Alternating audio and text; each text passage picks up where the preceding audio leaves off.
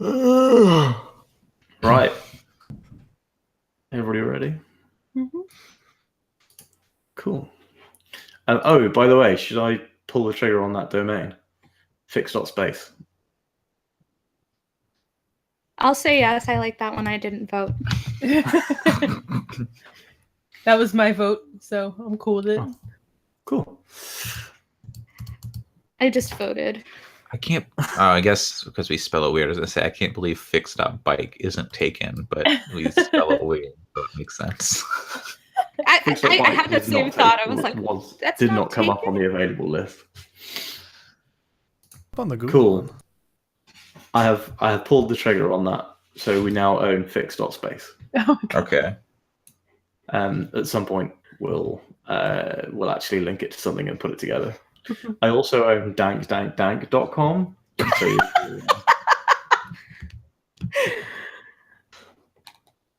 and I also own fionaandsam.co.uk and samandfiona.co.uk. One was purchased for the wedding, and then I was told that it needed to be the other way around, so I had to buy the other one. Right, everybody ready to start recording? Mm-hmm. I am. Born ready. Mm-hmm. Cool.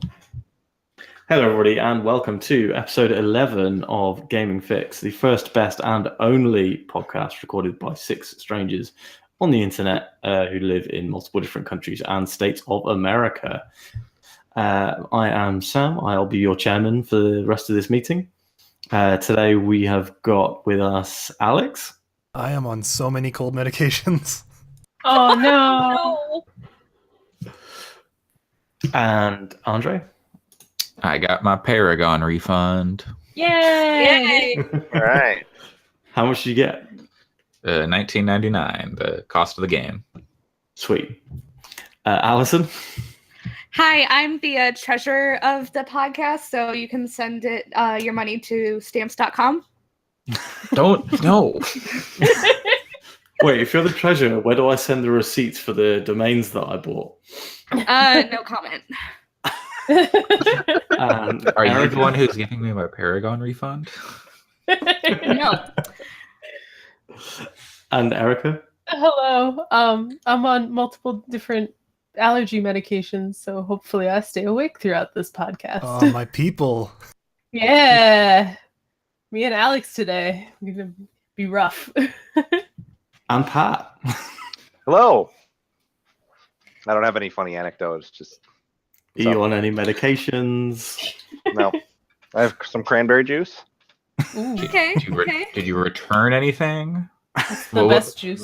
What kind of cranberry juice we drinking? What kind of cranberry juice? It's Ocean Spray? Oh, yeah, okay, of course. Cool. that's my shit. It's a cran raspberry. It's the light cran Okay. raspberry, which I bought by mistake.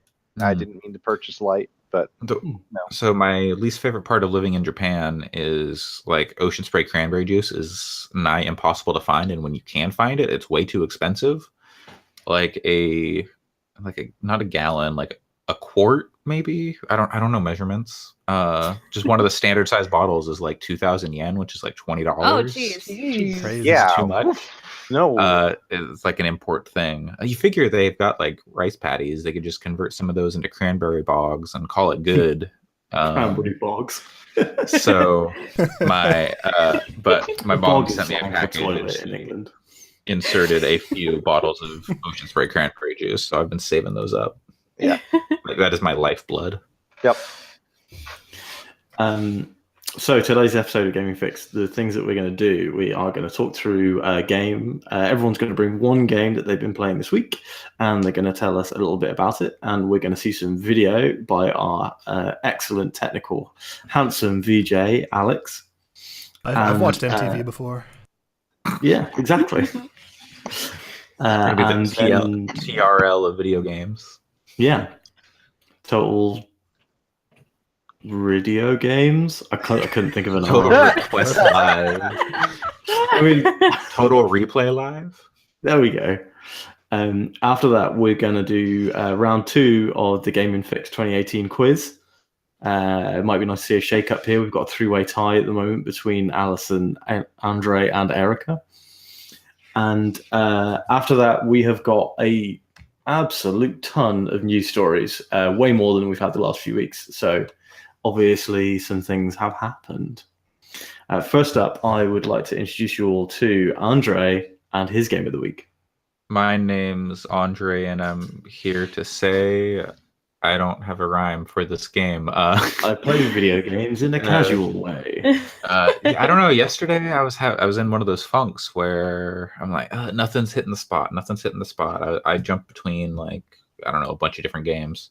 I realized I bought Divinity Original Sin 2 back on like the Steam sale in January. Booted that up and was like, not quite feeling it right now. Some other stuff. I don't even Into the Breach, League of Legends. I'm bouncing all over the place. And then I heard mention of this game, Ghost of a Tale, on the Beefcast, and it sounded interesting. Like a stealth action RPG. Yeah, you play as a mouse. It's kind of like a Redwall-esque universe. Play as a mouse. Amazing. You have my interest now. It looks incredible. I believe the guy who did like the art design and stuff. He worked for Lionel Gallet does 90% of the art according to the Steam page. Design and coding as well. 90% of the art, design, and coding.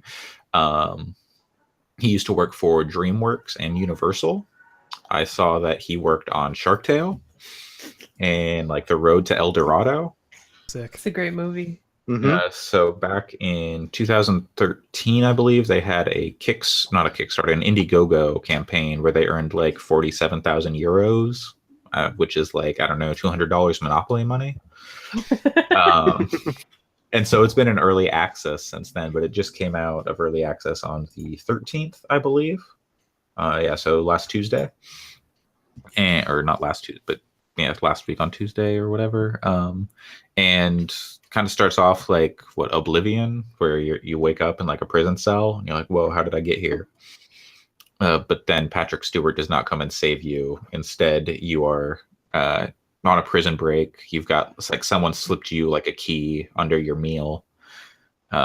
So I've been playing that. I'm not super far. I got out of the prison, but I've got to go like back in to do some stuff. You're in prison for like sedition, but you're still trying to piece together what happened. You've been in there for like 10 days, but I guess you were unconscious for those 10 days. Like medical care, really killing it. It's pretty cool. It's kind of point and click adventure-y almost, but like more 3D open exploration. Like it's a lot of going around finding a key or like figuring out how to solve this puzzle. But like, okay, I'm gonna throw this over here. Nothing's been too complicated. It's mainly just like figuring out where stuff is at the moment. Like I got stuck in like the second like room set because I couldn't figure out where the key was, and then it was just like on the wall, but I didn't see it because like you're a mouse, so you're kind of short. And then there are rats, and the rats are like 2.5 times as tall as you. So, and the place is built for rats, so everything's like way above you. So I was like, oh, I have to go get the stool and then come over here and then jump up on the stool to get the key. And you're finding like equipment or like clothing things. So like I've got like part of a pirate outfit, and I guess if I collect all that, I can do some other side quest with it. It's a lot of fun. It's like a little wonky. Like I think 5 people made it. Like the camera kind of like, will just like spin around sometimes. I'm like, whoa, why did it do that? That might be because I'm using a mouse and keyboard. It says that recommends using gamepad, but I didn't feel like getting that set up. And it's going to be coming to PS4 and Xbox at some point. I think it's on Xbox already in like an unfinished state, part of the ID at Xbox stuff, I think. Oh, cool.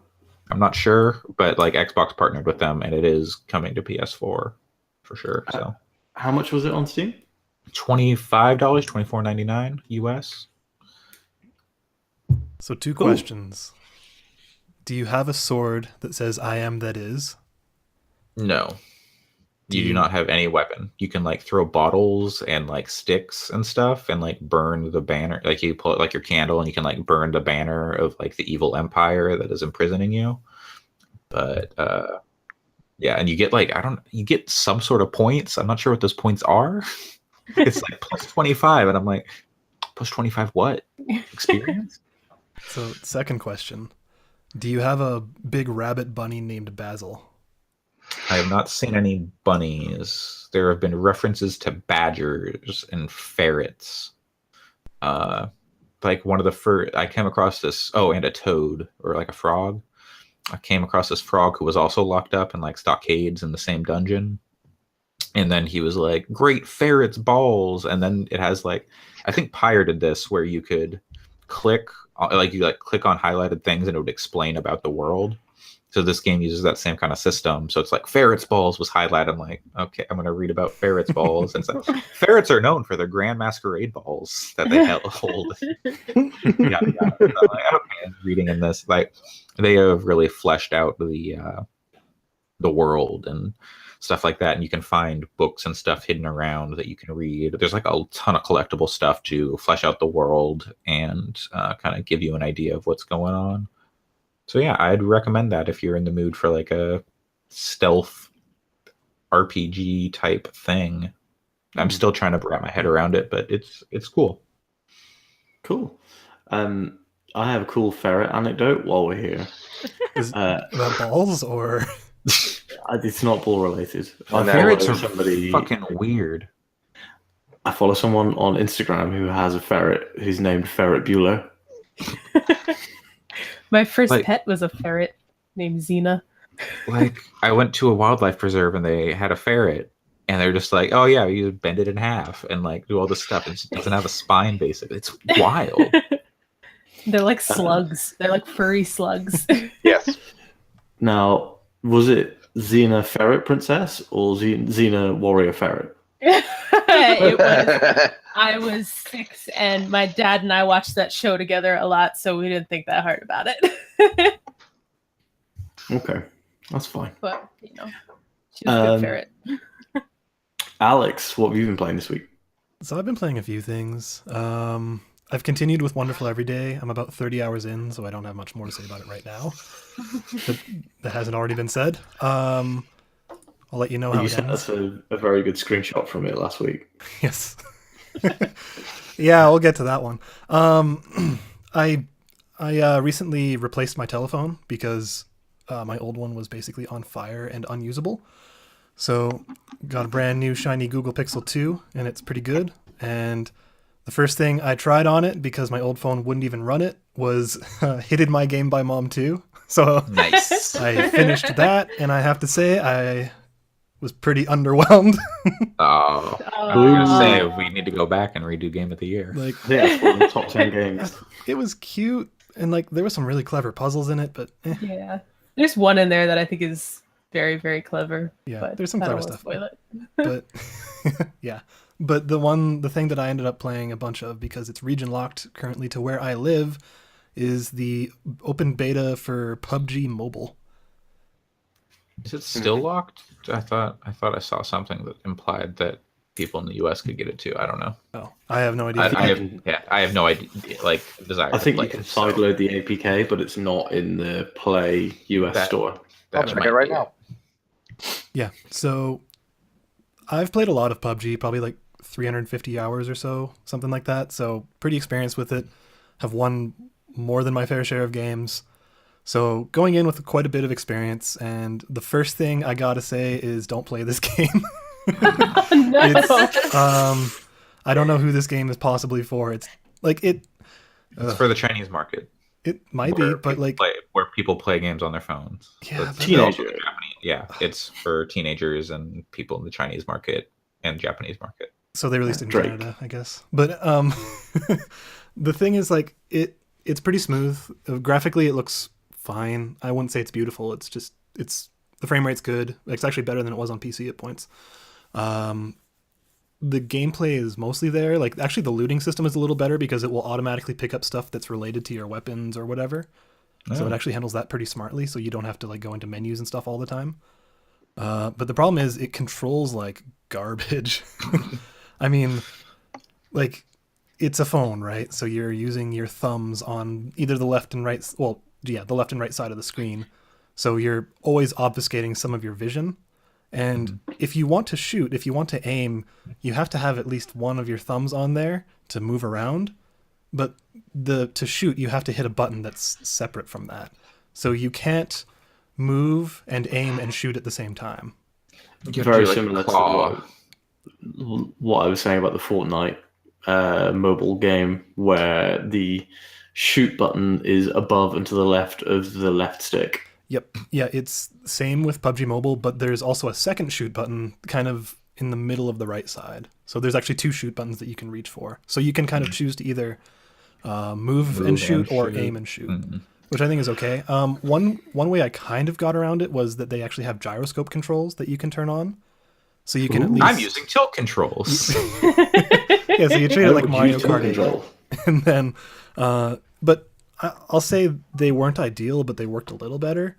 But I just can't see myself sitting down and playing a half-hour game of this all the time. Like, especially when the desktop version exists and all that. Like, I mean, it's not for you though, but yeah, it's not for me. But I just think it's kind of mediocre at best. Yeah. Apparently, it runs better on phones than it does on an Xbox One. I have not tried the Xbox One version. I have an Xbox One and I haven't tried it.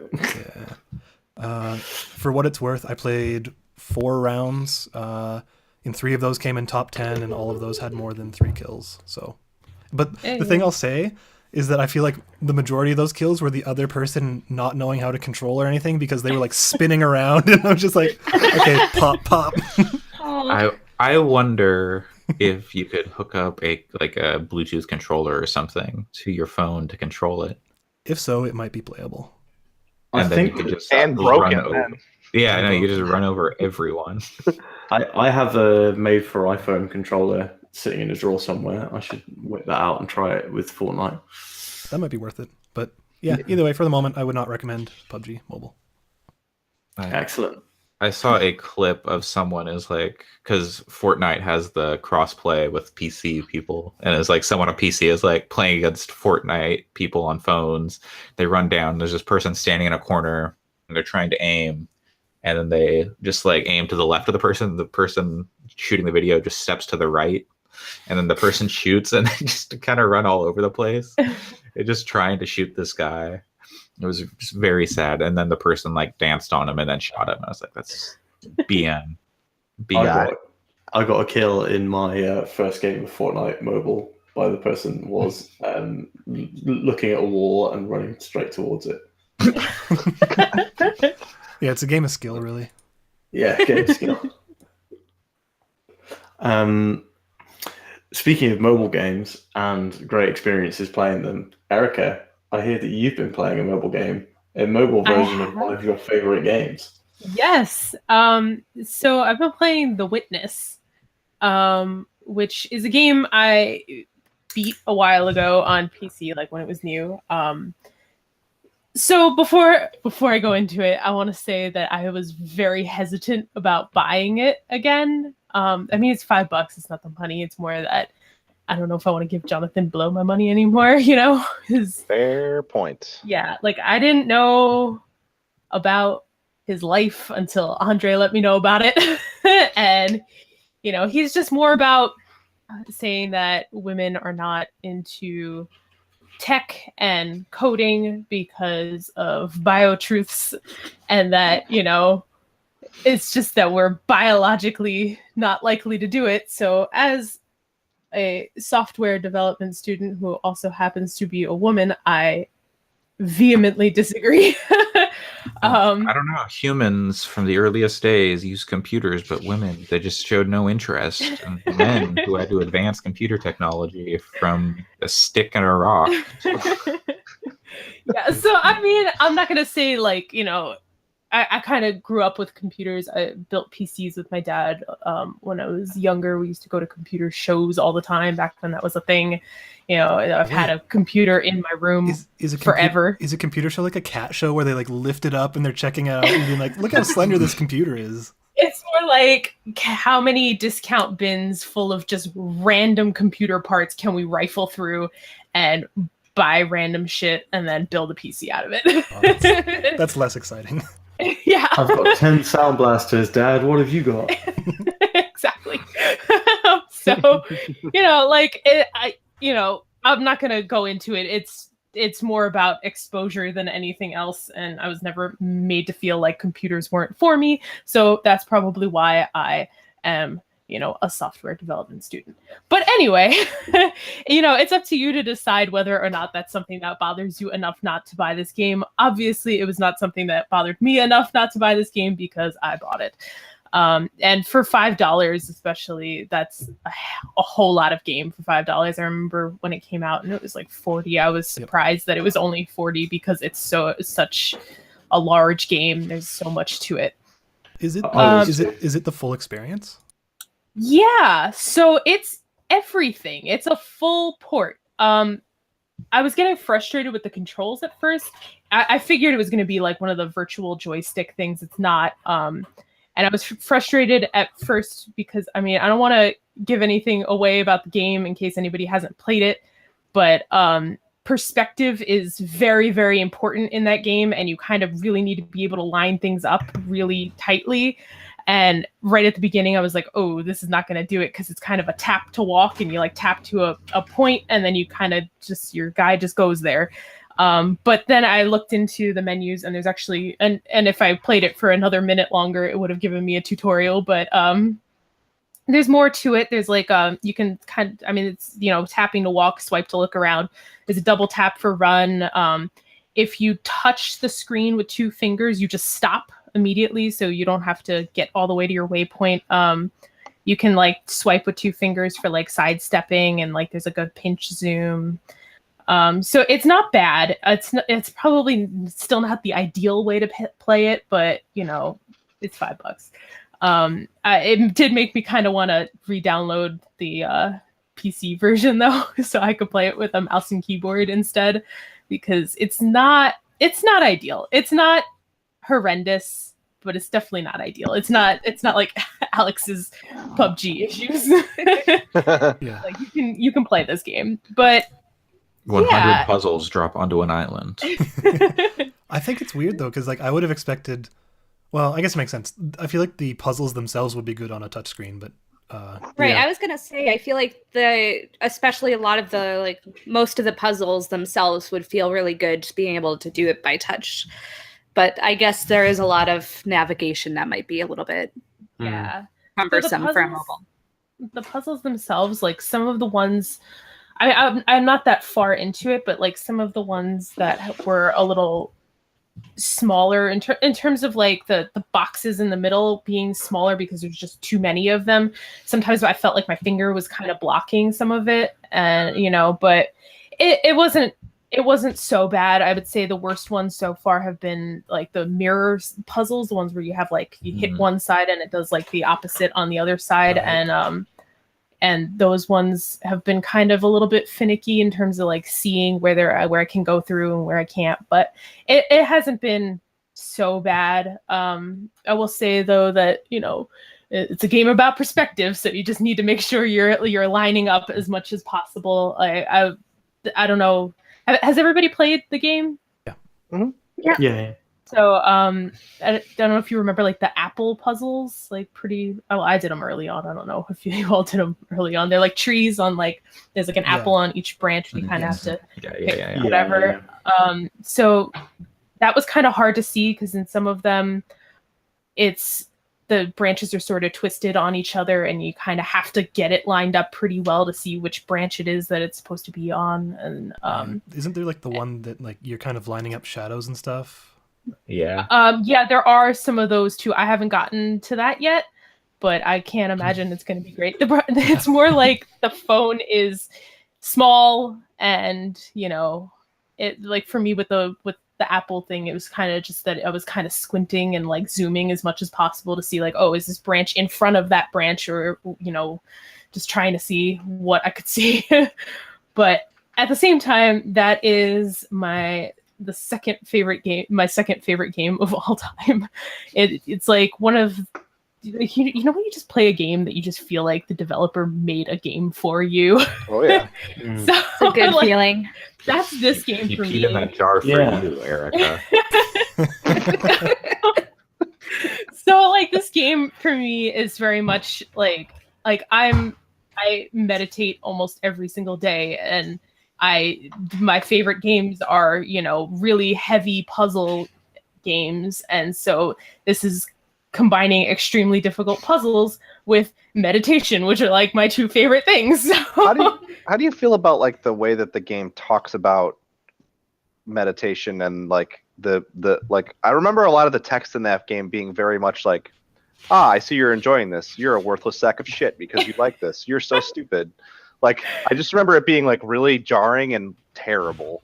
The puzzle part's amazing, but yeah. What I would say about it is I think I'm like a little bit desensitized to that kind of thing, because it's Sure. a lot of the books I read are about meditation and stuff along those lines. But yeah, I think I'm like it doesn't bother me as much as I think it would maybe bother other people. I would say I'm kind of not they call it smells and bells meditation. I'm kind of not in that camp in terms of like putting all the incense and the Sure. bells and all of that. I'm kind of more of a plain Jane type of meditator. I just remember like I'm not arguing in it's a little- favor of this stance either, but I remember I played like when I played the game, I really adored the puzzles and the world in it a lot, and then a lot of the like philosophical text stuff in it ruined it for me, which I was kind of thinking it would do the opposite, but just like Jonathan Blow just seems like such an asshole. And Yeah. like all the writing in that game seems to be like him cherry picking quotes to just sort of show how much of an asshole he is. From then on, I was like, I don't know about this. So I'm not going to defend Jonathan Blow. No, I'm not asking you to, or I'm not asking you to defend the game either. I just that was what kept it from being one of my favorites ever. I would say I have the opposite issue in with my notebook full of notes with that game. I have written down more than one quote from there. Okay. So I'm not going to say all of them are great, and especially some of like the video things, especially really dull. Yeah. Like they're atrocious. But Yeah. The theater you was know. weird. yeah, the theater's it's not good. So- But So Eric, it's sorry. still a game that is, you know, like I would say there are parts of the quotes and the audio and stuff like that that I really liked, and a lot of it that I didn't like. But I don't think any of it bothered me that much. It's fair. So All right. Erica, Yes. I'm not going to ask you which section is your favorite, but you know when like I can think of one in particular. There's like one on the side of a beach where they're kind of the not story centric puzzle areas that you don't really know the rules to. Did you ever get into any of those, or did you ever beat any of those? I'm not sure I know exactly which part you're talking about. The environmental stuff. Yeah, like they're like bunker doors and stuff that don't. Oh, really, those. yeah. Oh, the bunker. The bunker, like the color puzzle stuff? I can't remember if it's color, but like there's ones that are not. When you get through them, apparently, like they're extra. They're not things that light up beacons.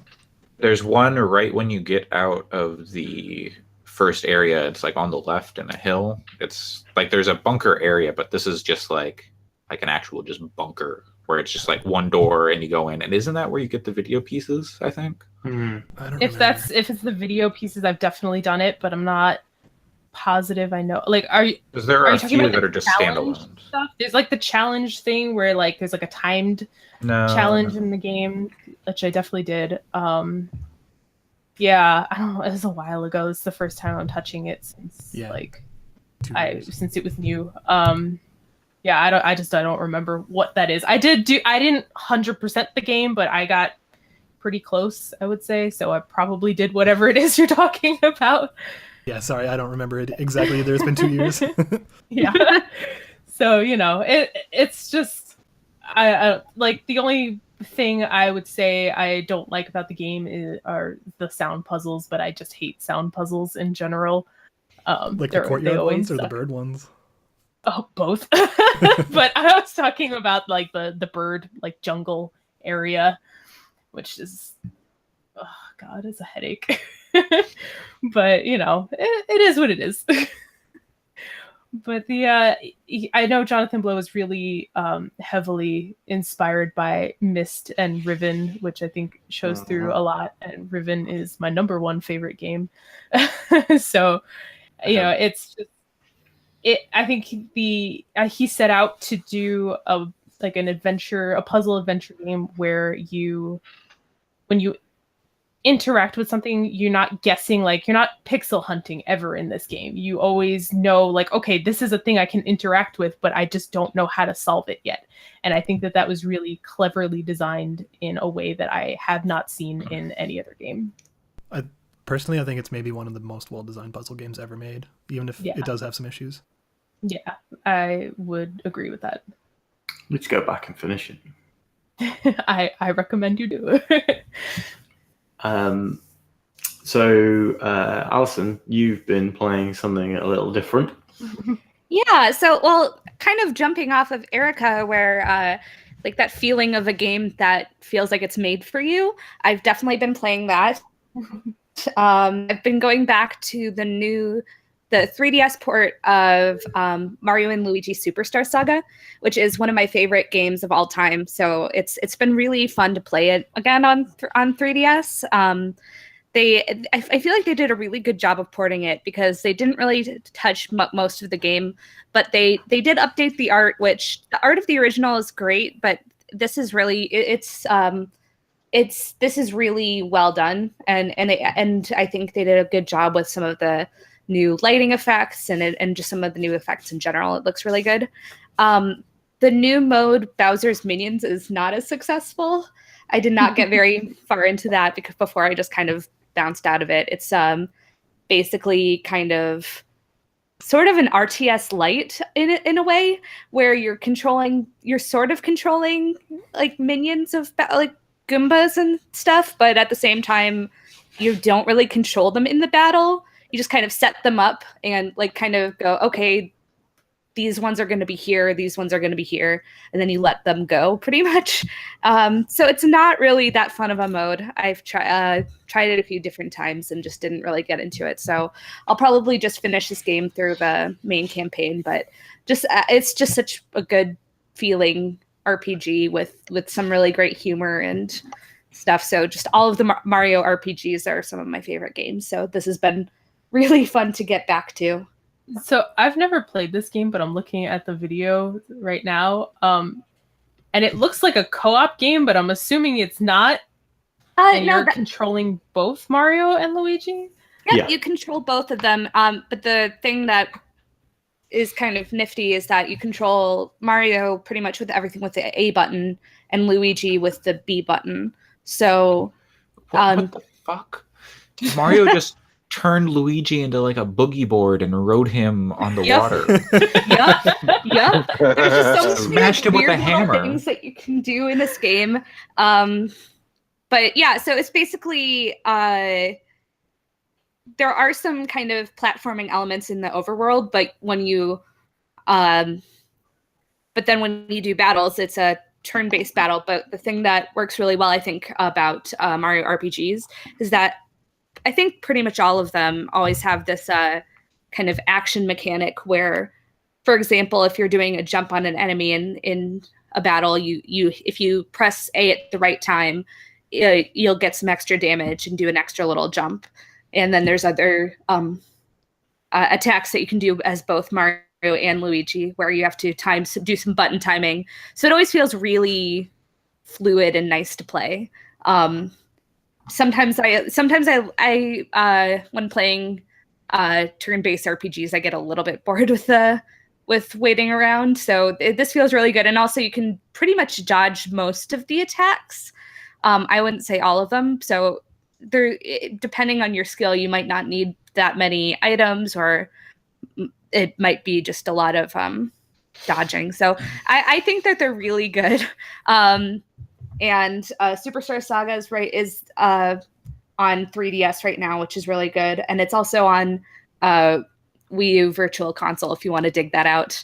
I actually also found my old Game Boy Advance copy of it. I was at my parents' house and found all my old Game Boy Advance games, which was like the most exciting thing ever. And a bunch of my old Game Boy Color Pokemon carts, so that was very exciting. But yeah, so I totally recommend any of the Mario RPGs, especially now that they're doing that remaster of Bowser's Inside Story, which is a good game too. So, if you've played most of the Mario and Luigi games, which one would you say is the funniest? Ooh, that's a good one. I think I do like Superstar Saga the best. That said, Bowser's Inside Story has a lot more of a focus on Bowser, and I generally people like that. Partners in Time is good too. That's another DS one, and but that features Baby Mario and Baby Luigi with Mario and Luigi. So, which is kind of interesting because Baby Mario and Baby Luigi get X and Y buttons since it's on DS. So I think they're all really good, but probably Superstar Saga and Bowser's Inside Story are the better ones. My favorite Mario RPG is always going to be Paper Mario Thousand Year Door, which is, in my opinion, like probably my favorite game of all time. But for the Mario and Luigi RPGs, I don't know if there's any that you could really go wrong with. I wouldn't really recommend Paper Jam, which is their little Paper Mario crossover, but Whoa. Rest in peace. Yep. Oh. No, there she's back. You cut out for a second there. oh no! But we got most of it. Just Okay. whatever you said about Paper Jam. Oh, I didn't really get into it as much. It's the most recent one that's not a remake, and it's a crossover with Paper Mario, and it's not bad. Like it's not Paper Mario Sticker Star levels, but it's not my favorite. So I think the original 3 are probably the best, but the 3DS one, Dream Team, is still pretty good too. Cool. Okay. So next up, we have got Pat, who is actually playing a newly released game, unlike Ooh. most of us. Yeah. Hey, I played in a release game. So did Alex. I said most of us.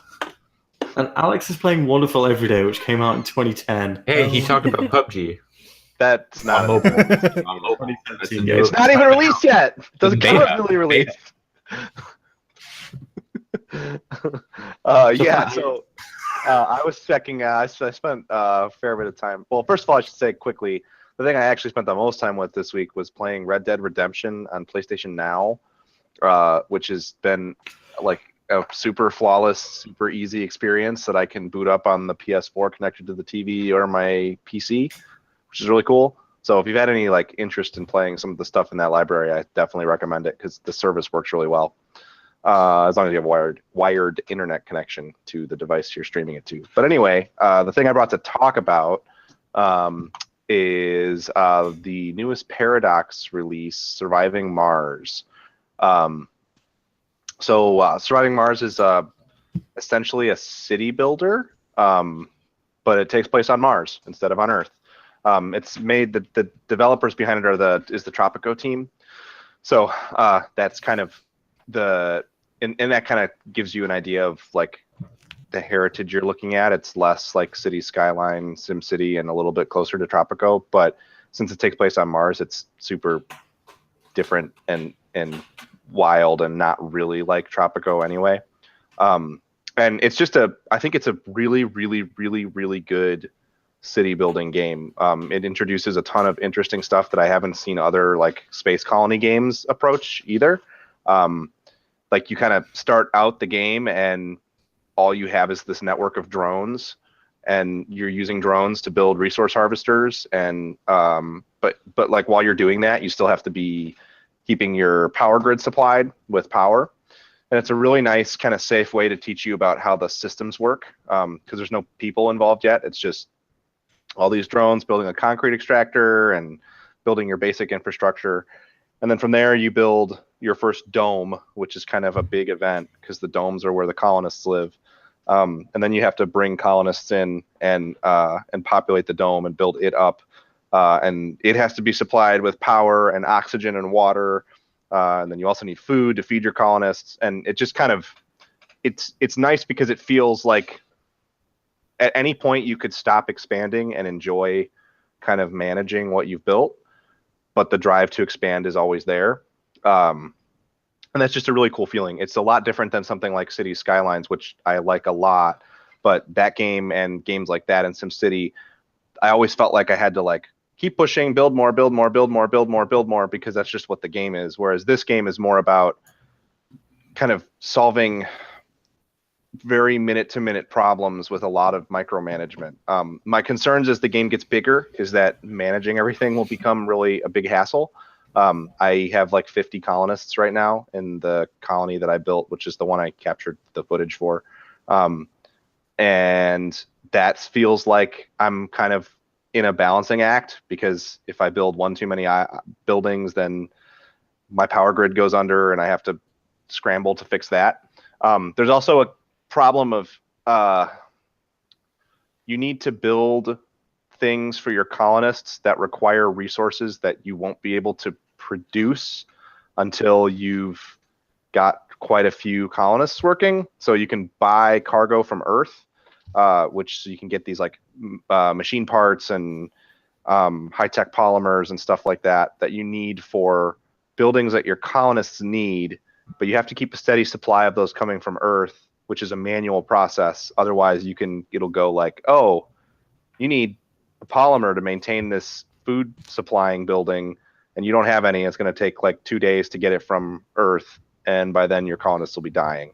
So there's you got to think a lot about kind of everything that's going to be on the horizon, and the game could do a better job of warning you about those things. But otherwise, it's just like super, super, super deep and has tons and tons of stuff and a lot of different like wind conditions, and there's a whole tech tree of different stuff you can research to kind of improve your structures and open up more building options. Each colonist is a specific individual that has a set of traits and goals and needs. So like you might have a colonist that's an alcoholic or one that has a gambling addiction, but they also might be like really into they may be adaptable and they can change their profession easily and stuff like that. And every one of your potentially 1,000 colonists is different like that. So there's a lot of depth there. It's just a really cool game. And if you have any interest in city builders, I'd definitely say it's worth a shot. I would also say it's like one of the nicest looking city builders I've ever seen. It's got a ton of style. Yeah, I find that the style isn't as striking in the game as it was when I was watching the trailers. Yeah, the trailer looks like a game I want to play more than the actual game does. Yeah, but it still looks very good, and it's very scalable. Like it'll run on, I would guess it'd run on just about anything. And it still looks nice, so I don't mean that as a deterrent. It just, when I looked at the trailers, because in the trailers they show you these colonies with like dozens of domes that are all built up beautifully, and that would take you hundreds of hours probably to play. Like I've played for like 8 to 10 hours, and I have 2 domes and 50 colonists in my first game. So Do you know if is it always you're just starting a new game, or does it ever have like scenarios that you can potentially drop into? So I am not sure if this is accurate because I've only played this one game, but I just did the quick start, which is kind of like the easy difficulty start for new players. There are parameters you can set, like which corporation is sponsoring you and stuff like that, and that gives you certain different techs unlocked at the beginning and stuff. The other thing too is I'm reasonably sure you have this. There's like stages of the game. There's like the drone stage where you're building your first dome. And then once you have your first colonist that's the founder stage. And you basically have to keep those 12 colonists alive for 10 days or get them to have a baby before Earth will consider your colony safe for more people to come in. So anyway, after you do that, shortly after that, you get what's called an evaluation, and it's basically a mission goal. So I don't know, for me, I got one that said like, to complete your evaluation, research 40 technologies before the 100th day. So I think there are different ones of those, and I don't know if it's random or what, but that would be like different win conditions. And then otherwise there's a number of other milestones that you have to check off to like win. So if you mean though like different start situations, like oh, I've got 25 domes already and 3 of them are cracked. Fix the power grid. I don't know. Haven't seen anything that would make that possible, but who knows? There may be a way to do custom scenarios in using the workshop. That's pretty cool, though. When do you start getting plasmids? Only. I don't know. I don't have a follow-up. Man, it was a little alarming when you're like, oh yeah, you could just, you could make your little colony and just manage it and let it go, but you want to keep going. And I was like, if that isn't colonialism in a nutshell. Pretty much, yeah. I mean, the nice thing is there are definitely no indigenous peoples here. It's kind of that you know of. Well, so they hint a lot at like discovering the secrets of Mars, and I don't know if that's just means like, oh, because there's these anomalies that you can scan. What they do is just give you research points or like some other minor perk, but they don't seem like that weird. But like I found one that said scientists have agreed that this can't be that like this organism can't exist on Mars, and that there's no way that it was thrown off of an incoming rocket from Earth. So we don't know what to do with it at this point. So let it go for a while. And then once you get a certain tech, you can go further down that path. And I don't know if that means that eventually it's going to get to be like mission to Mars kind of stuff, or if that means it's going to heaven. Yeah, or if it means that like, oh yeah, this is evidence of a crazy asteroid that hit 10,000 years ago. That blah blah blah. Like I just don't know. It could definitely go the way of like, oh, you found alien ruins. What was the name of that Survival evolution. Yeah. What was the name of that movie? It came out last year, and it was like they took this sample of something from another planet, and then it went crazy in their spaceship. I believe you're referring to the film Life. Yes, that movie sucked. That movie was awesome. It was awesome for the first half, and then the second half sucked. But no, that movie is like, I mean, it's like that movie's dumb. That movie's like the return of the actually fun to watch, like space action thriller. I really liked it a lot. The ending was pretty stupid, which I appreciated. Totally, yeah, definitely. Anyways, sorry. I mean, a lot of it was very stupid. But my 6th grade geology class watched Evolution for the last day of class. Dragon Ball? No, Evolution, where there's an alien like meteorite that crashes onto Earth. Oh, the one that has the happy face logo with 3 eyes? Maybe. Yeah, and the David then Duchovny movie. There's a joke about there's an alien gets under a guy's into his skin, and then they're like, we're gonna have to amputate his leg, and then he's like, no, don't take my leg. Like, it's going for his penis, and he goes, take the leg. Yeah, that's from the trailer, from the commercial. I remember that. Extremely good joke. My teacher showed that to a class of middle schoolers. That's the only thing I know about that movie is that scene is in it. I've never seen it. Speaking of penises, what's our host been playing?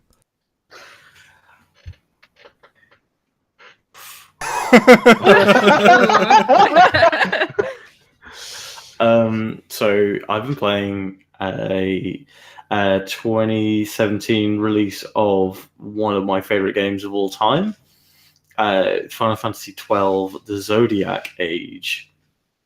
So I won't go too deep into this one. I think most people kind of know what this game is. It came out in 2007 originally. So, not too new. Probably the oldest game that any one of us has been playing. Although actually, Superstar Saga might be older. I don't know. But yeah, so Final Fantasy XII is probably I think the biggest departure from Final Fantasy's core formula until 15. 15 has a load of super interesting changes to the formula in a very similar way to that I thought 12 did. 12 basically takes all their learnings from having made an MMO and makes a single player MMO with very little grinding, really. You can do it if you want to do it, but there's not too much, to be honest. The first time I played it, and probably the second and third, I don't think I ground at all when I didn't need to, when I was playing the story. So it's really cool. You have this party that you set up AI commands for. So there's a lot of if this, then that stuff, which is really awesome because you can kind of like, I got to the point where I could beat the final boss without touching the controller. And I remember talking about that once with some friends, and they were like, "Why are you even playing that game?" The satisfaction for me of being able to put the controller down and having complete trust in my squad to take that boss on because they were so well programmed was probably also the result of about 2 hours worth of Gambit structuring and practice and testing. So on the video, it's mentioning gambits. What are gambits? Gambits are what they call the AI commands. So I think He's the best X-Men. Well, he's not, is he? Kind of. Just like this isn't the best Final Fantasy. Well, everyone has opinions. The Cyclops is the best X-Man. Moving swiftly on. Phoenix. Kitty Pride. Look, this is a topic from Marvel Fix, a podcast that Alison and I jokingly talked about starting. Because we spent about 2 hours of our group chat conversation talking about Marvel Comics and Cinematic Universe on Friday. We were talking a lot about those. Yeah. Sorry, everyone, but it was a great conversation. So if you want to go back and read it, I highly recommend it. Not anyone listening, because you're not in our group chat, most likely. But yeah, so Final Fantasy XII is one of my favorite games. I probably would have said it was my favorite game of all time before about 5 years ago. My original PS2 save file for Final Fantasy XII, which came with me onto my 60 gig PS3, which was PS2 compatible. The last time I touched it was at about 300 hours. Every optional boss, every weapon, every square on every license grid. That's another thing that we could talk about Sunday is the license grid. Oh God! Is that like the sphere grid? Yeah. No, it's way different because. Okay. Okay. Here we go. So Settle down, everyone. Let's listen. In the sphere grid, you're like, I want Titus to learn this ability. So you put an ability sphere into the sphere grid, and then the next thing you'll be like, I want Titus to be faster. So you put points into the agility sphere on the sphere grid. But then like the license grid is like, I want Van to wear a hat. I'll need to put points into hats level 2 so that he can wear a hat. But you need a license to wear a hat? Yeah. Yep. You need, it's harder to wear a hat in Final Fantasy 12 than to buy a gun in America. This is the future liberals want. Oh. Not political. I still think it's one of my favorite games. Playing it again, it doesn't feel like it's really aged. I was worried that I wouldn't enjoy it as much playing it now. It's been about 5 years since I played it last, maybe 6. But the only thing that I think that shows that it's an old game is that the graphics are like clearly up-resed. They look very good. Like it's a really good. Like if you look at the game that's playing on the stream now, it looks good, but it doesn't. It looks like a top-tier PS3 game, not like a PS4 game. And there's no clear objective markers. I think that's like one of the biggest things is it's really hard to find out where you're supposed to be going, what you're supposed to be doing if you're skipping the cutscenes, which I have been. So I've stopped doing that this afternoon when I was playing. But I'd highly recommend Zodiac Age, even if it's like you've never played it before and you have no nostalgia for it. I still think it would hold up as it's as good as a lot of new games coming out now. The systems were super ahead of their time when they came out. How much are you using the fast forward feature? Not as much as you'd think. So I had it set to 4 times when I first turned it on, and it was extremely way too fast. And when I was having it on in battles, I found that I'm not deep enough into gambits that I can have it on during battles yet. Like I still need to be able to pay attention to what's going on with every character on every turn. Like, for example, I have Van set to automatically steal as his gambit, which means that once he's done a steal attack on a monster, I need to manually target it for attacks. So, I mean, it's not that much of an imposition because in every Final Fantasy game you manually target every character, but it's like because the battles move real quickly, even on the regular speed, battles move quite fast, and they're quite like nice and dynamic. Like the characters like move around each other; they don't just stand still. But yeah, so I don't know if any of you played it back when it came out. Anyone here? I rented it from Hollywood Video. Yeah, I played it for a bit. I don't remember anything except there's a bunny lady who just dressed far too skimpily. Definitely. And I don't remember anything about there were some judges. I got to like a city in the clouds. It's like some Star Wars type shit. And then there was like a boss fight, and I don't think I got past that. So the entire game story is a huge ripoff of Star Wars. So if you like Star Wars, the bunny lady is Chewbacca. Yeah, doesn't she even uses a crossbow? Yeah. Balthier, my favorite character in like all the video games, pretty much probably, constantly refers to himself as the leading man. He's not the protagonist. You don't play as him. But he thinks he's the protagonist. Wasn't Van added like super late to be like a more traditional Final Fantasy protagonist? Yeah, of, like previous few games at least. I think you were going to play as Bosch from memory, who weirdly doesn't turn up for a huge chunk of the game. But Bosch is like older and he's seen some shit. And I think that they just wanted you to play as an innocent teen. So they introduced Van, the least clothed character in any Final Fantasy game. Or least clothed male character by a country mile. How many belts does he wear? I don't know if he wears a single belt. It's disappointing. I'll have to go back to Are we Final sure Fantasy Tetsuya X. Nomura worked on this game? Only a few of the character designs actually look like Tetsuya Nomura, so how about zippers? Zippers, buckles, Velcro? He's got like buttons, cargo trousers with like plate mail boots. So it sounds like a Fable 1 character where you're like, I'm just gonna wear these boots but no pants. And he's also wearing no shirt and that sounds like a Fable 1 character. Extremely small waistcoat with a really big necklace underneath it. So I think he might be a 90s rapper. Do you think they based Kylo Ren's character off of him? 100%.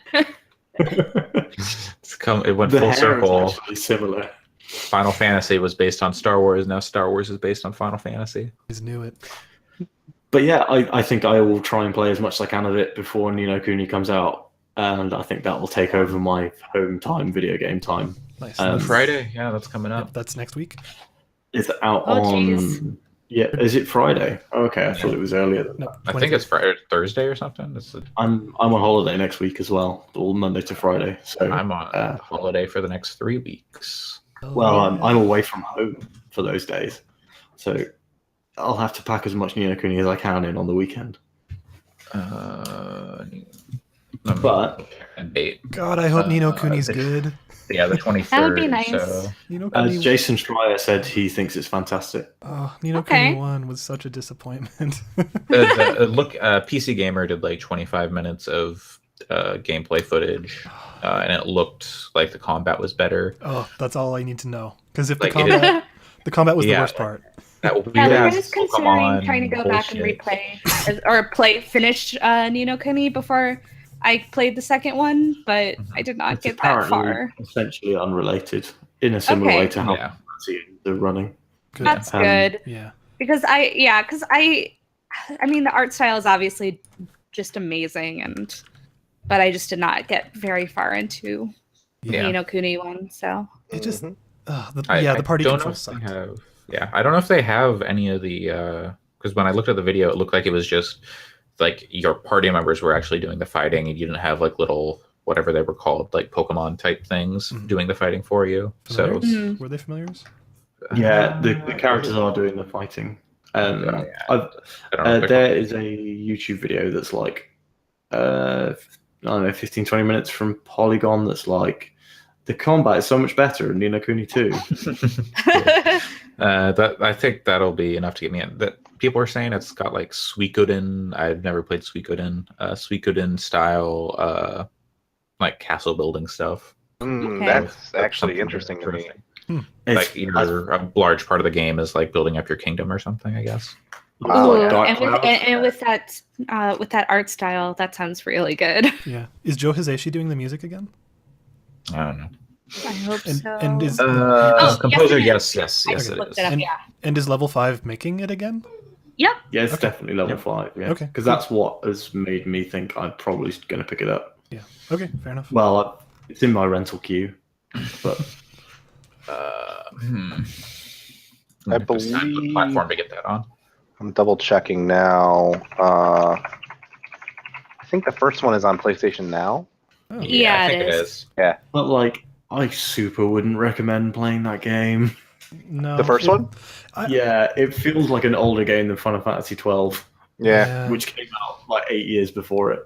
There, I would there go- are cool things to it, but Yeah. it's Yeah, I just wouldn't recommend that game at all. Go to YouTube and watch the cutscenes. yeah. Maybe. Or if you really want to play it, use a guide. Like, Yes. don't try and go through it. Oh, without- definitely that. Yeah. Cool. So it sounds like we're at the end of what's everyone been playing, which gives us to the hotly anticipated gaming Face, quiz I'm round. sorry. I don't know why I'm so excited about this quiz. That doesn't translate well for an audio podcast. No. Allison just like just quizzes. looks so excited. We need to come up with like a wanna Jeopardy win. style, one Jeopardy style music, but also like question cards for the stream, so people. Can... Did you see? Good Anyway. idea. Good idea. Did you see last week that Jeopardy had their first ever tie? Yeah. Oh, yeah, I saw that. That was Interesting. cool. Anyways, Okay, so now a lot of the answers to these questions can be found earlier in the episode if you were paying attention. Oh no. Oh, Because- dear. fuck, I I'm never wrote paying quiz attention. I wrote the quiz questions based on the YouTube playlist, as vaguely related in some cases and very related in others. Trying to Okay. remember what I said. So here's your gimme. Which developer is responsible for Surviving Mars? Is it A, Paradox Interactive, B, Firaxis, or C, Westwood?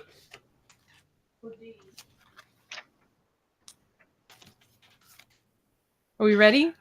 3, ready. 2, and 1. Show us your answers. That's an A. Everyone gets a point. Hell yeah. Yay. However, I have to tell you, technically, the developer is Hamamont Games, not Paradox. Paradox Yeah. just published it. So Sam loses a point. I'll take a minus point there. I think we all knew what you meant. Yeah. I wrote these quiz questions extremely quickly. Send your corrections to beastcast@giantbomb.com. Care of Abby. We by next week we will have an email address. I've got it set up. I just need to figure it out. Okay, so this question is actually related to Alison's game, but also Okay. related to a news item that Andre Oh, God. put across to us. Oh no. So it's Alison's NSFW question of the week. God. Uh, Don't make that my category. So, how big is Luigi's dick in brackets flaccid, according to the AV Club expose? No, no. It's not a- Okay. I didn't. That was in the chat. I didn't see that. Well, you'll have to use your knowledge of Luigi and his downstairs I section. gotta take a guess. Okay. So, Flaccid, you said? flaccid, yes. Okay. So is the answer A, 3.7 inches, B, 3.9 inches, or C, 8 inches around? Think about it. Wow. Okay. Okay, we got 3, 2, 1. Answers, please. Everyone who said A, you are correct. Pat, I like you're going for the comedy answer. So Yeah, we've got I changed it everyone- at the last second. I The refreshed the chode. comedy. 8 inches around is a lot. Mhm. It's a Flaccid. line from American Pie. I don't know if anyone has Yeah, no, I caught it. got Yeah. that. Question 3. Which crowdfunding platform was A Ghost of a Tale launched on? Is it A, Indiegogo, B, Kickstarter, or C, Fig? Everybody got your answers ready? That's a 3, 2, 1. Show them. Everyone who said A, you got a point. Oh, I forgot the order the answers went in.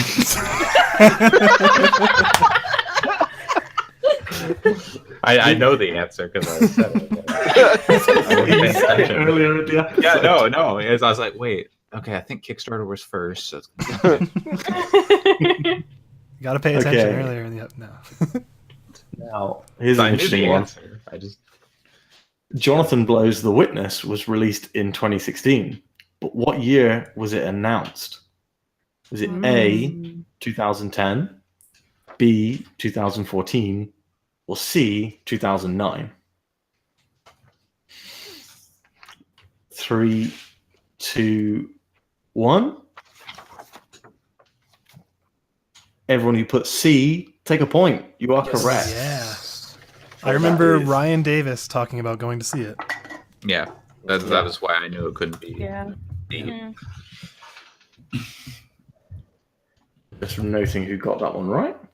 Okay, now, final question. Which of the following 3 Oh, are not party members in Final Fantasy XII? Christ. I hope everyone's ready for the guessing game. Oh boy. Yeah, this is a guessing game. You've been working on this since you decided you were going to discuss it on the podcast, haven't you?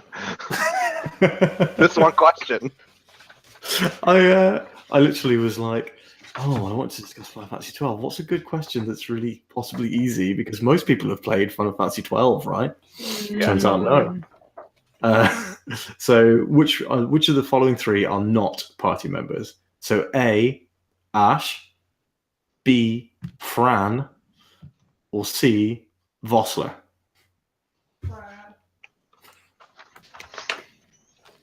I don't know if the microphone picked that up, but Fiona was entering from the living room. I believe she's also wrong. She is wrong, yeah. Okay. So 3, 2, 1. Show me your answers. Everyone who put C, you can take a point. So that's everyone but Alex. Yay. Prawn I is the guessed bunny right. lady, right? And is the bunny lady. Yes. Yeah, I saw her name on the stream, so. I already So- don't know what that answer was. I just picked one. Vossler? Okay. Foster's a bad guy, right? Vossler is a guest party member. He joins your Oh. party for 2 missions, but is not a full party member. Damn. What See, you the should have problem- done is what is not a boss in Final Fantasy XII. God, I But would then it never. would have just been like, Flan. I didn't. I didn't finish that game, but I did play it for like 30 hours when it came out, and I don't remember anything about that game, like except it was kind of like an MMO. That's the only thing. And that Fran is a character. Yeah, that's the other thing. And sick top Ash was my favorite character, so I thought that she might have imprinted on someone else. But there you go. Nope. It's because she was the tank, so I always played as her so that I could make sure I was keeping everyone safe. I'm looking forward to the day that game goes on sale on Steam and I buy it in like 2 years and then play Never it play on it. a weekend and go, oh, this game was really good. Well, any UK listeners, it's extremely cheap in game right now. It's only £15, which is like a third of the price it came out for. I think it might be on sale on PlayStation right now.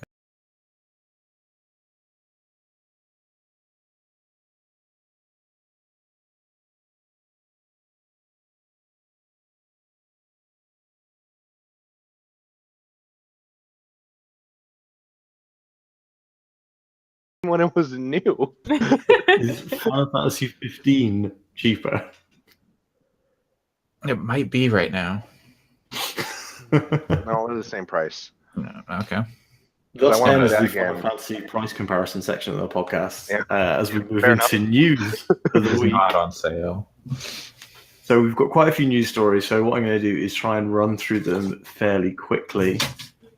Alex, first news story is from yourself. Far Cry 5 has no microtransactions and the campaign is playable offline. That is incorrect. Sorry, it has has microtransactions. microtransactions. Yeah.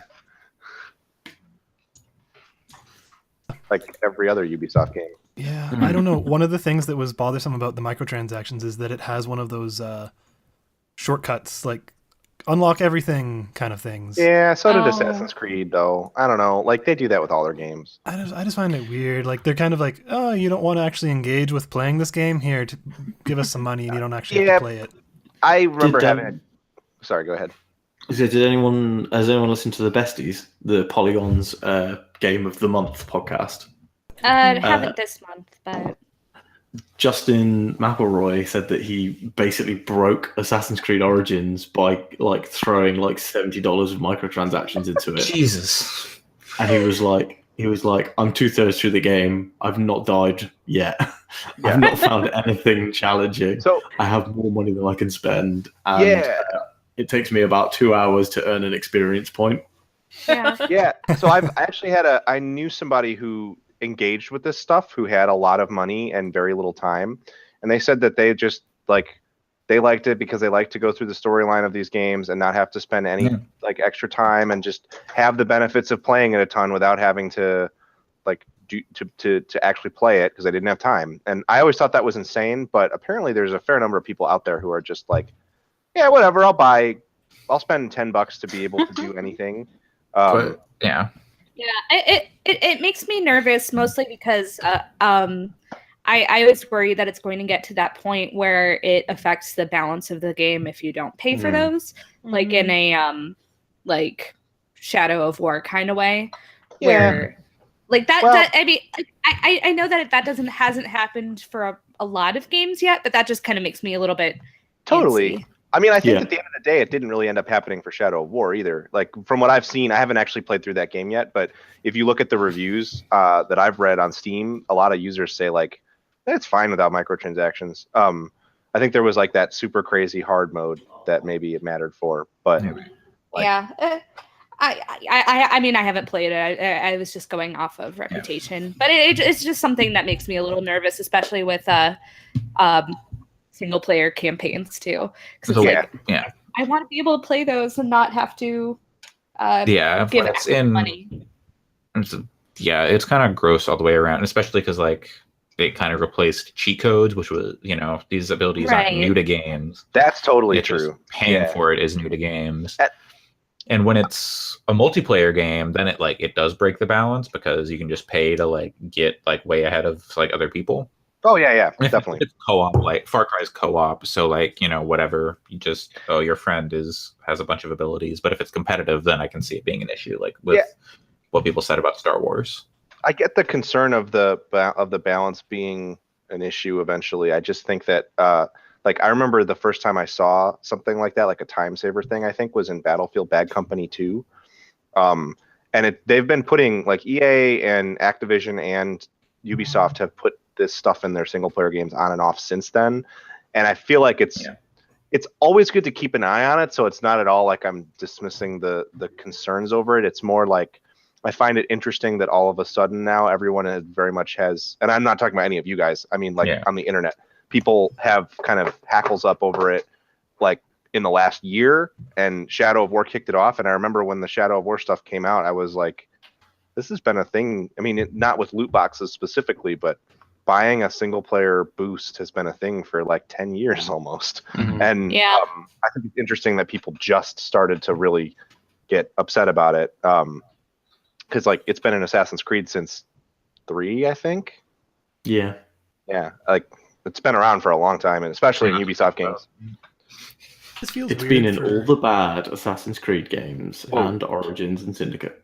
It's been in the one bad Assassin's Creed game. So yes, it has been in all the bad ones. Black Flag. I'm glad that you Don't even go there with me. It was. They had it in Revelations. Revelations is a good game. It's just repetitive and kind of boring after. So I don't. That is a game I don't remember anything about. Fine. I thought that was quite a bad game because Brotherhood was so good. Revelations is just Brotherhood with more stuff bolted on it. I'd be super was not tempted needed. to pay for the unlock everything thing if it was like £10. Just be like, if I've rented the game, I haven't paid anything for it, throw the developers a tenner and unlock everything, and just go wild in Montana. That's actually more that what I worry about, because I think if not to like derail this too much, but I don't think like with where we're at right now, given that like enough people do it to make it worthwhile for them to include the option, but not enough people do it that it's noticeable to us. I think that's why it works right now. I think if they started to make it more affordable and kind of convince people like, hey, it's only $5 to do everything, that's when you could start to see it affect balance, because people will just get used to buying stuff like that. So because I think that right now the first game that comes out and actually has a balance affecting, I mean, you saw it with Battlefront 2 with the competitive multiplayer side. If like Far Cry 5 came out and it was like, oh, you actually do need to spend about $10 in microtransactions to get through the game, that game, Far Cry series, done, over. Like, it's not going to happen.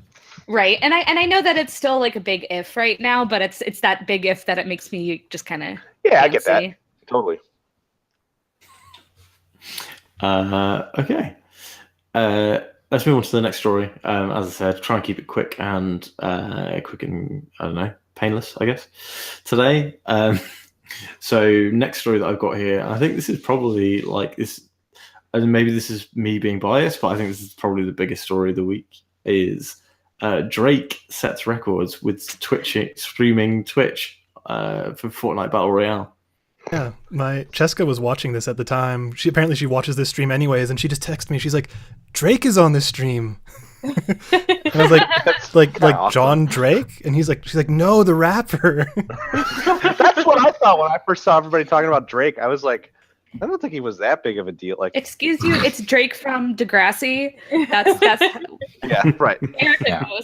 Apparently, that's what Alex's first like instinct should have been. Oh, Drake from Degrassi. You're right, it should have been. But yeah, apparently he like invited some of his other rapper buddies or something. Oh yeah. Like, because Austin was live tweeting about how like he needs to bring Yachty and Travis Scott on, and Austin Walker from Waypoint. And I didn't watch it, and once I saw his tweets in the aftermath, I was like, I gotta look up VODs, because to watch Drake and Lil Yachty and Travis Scott play fucking Fortnite together would be like, I'd pay for that. There was also Kim.com, and he was just fuck that guy. I don't want him. People change. When you Wait. see his Wikipedia page that people change. Wait, Kim.com actually played? Yeah. Like the mega upload guy? Yeah. Somebody, I wonder if I can find it. Somebody changed his Wikipedia page. Like, then he played Fortnite with Ninja and Drake, and like the victim was the vibe or whatever. Like, he killed the vibe of the stream. Yeah, That's on his Wikipedia page. he sucks. Did you the Polygon article has maybe my favorite sub headline of any Polygon article I've read in a very long time, which is Drake meme no, chicken dinner, Drake meme yes, victory royale. So I thought this was super weird. It got like the guy Ninja got 50,000 subscribers in the like hour and a bit. That was playing. That's wild to That like is- look at the chat stuff. It was just walls upon walls of subscriber stuff. There has to have been money that changed hands to make all that come together, right? I think they would have to. I would think. I would think FCC regulations would mean they would have to disclose that. Yeah. I guess that's true. Yeah. As I understand it, Drake loves Fortnite and watches Ninja stream Fortnite. And he went into Ninja's chat and was like, "Yo, do you want to stream Fortnite together?" This smells fishy to me. I still don't. Do you the other thing? Did you see Austin tweeted about this? It was like I can't think of a better advert for Discord than Drake downloading Discord during a stream. Yeah, What, this is what I Live mean. on the internet. 50,000 people. Yeah. So weird. So yeah. My Supposedly favorite. Drake plays it a lot, like during their streaming, like when they're taking a break from like recording, he like just plays that. He's gonna Yeah. start playing on his phone too. Yeah. Bet money. Speaking of which, that's the next article, so we may as well just lean straight into that one. Fortnite is out on iOS. Oh, Erica, I've got a code if you want to play it. Ooh, I do. Invite code. My Please. iPad is too old for it. Yeah, I think I've got one invite code at the moment, but I'll get multiple every couple of days, so Yeah. I can just send them over. But they're iOS only at the moment. Yeah, so I've played this game. I don't really like it yet. It runs really smooth. It looks really good. You guys saw I recorded the game that I Yeah. played for you It guys. looks much better than I would have expected. Yeah, totally. As having seen PUBG in motion on YouTube on a mobile device, mobile phone, whatever, I think Fortnite looks a lot better.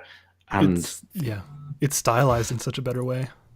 they've made it easy. I think Fortnite looks a lot better on PC and console than PUBG, frankly. But it's all preference because it's a stylized thing. I prefer kind of arcadey stylized Blizzard stuff to like hyper real Bethesda-y sort of stuff. But yeah, like I have only played that one game. I haven't gone back to it because my battery ran out when I was in the mood to play, and ever since then I've been playing other stuff.